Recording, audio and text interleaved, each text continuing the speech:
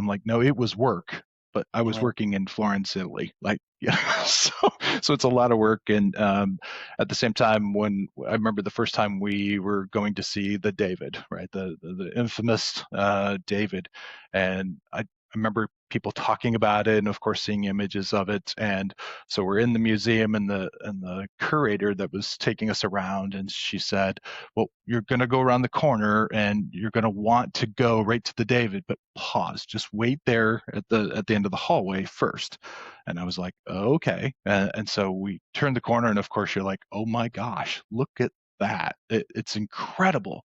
And then as she started to talk to us, she said, well, this is called the Hall of Prisoners, basically. And I was like, okay. And what she said was that Michelangelo was working on a number of different pieces when he was commissioned to do the David. And these are unfinished pieces.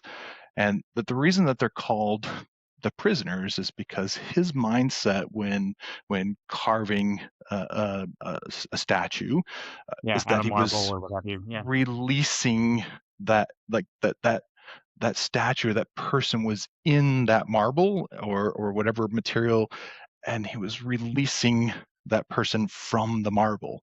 And that's why they're called the prisoners, because he never finished releasing him from the marble.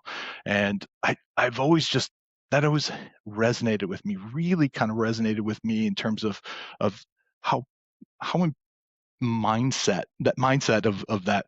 And I think the last time I was in Florence was, wow, probably 2021 or 2022, something around there. And I was in a recent leadership development program that was kind of facilitated by somebody I respect a lot, which is why I signed up for it.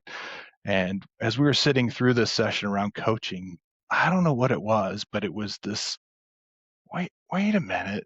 There's a lot of congruency between what Michelangelo was doing with these statues and that mindset to what we really should be doing with coaching. Because you could say Michelangelo's just carving something and making it his own because he's just carving it to make it look like something he wants.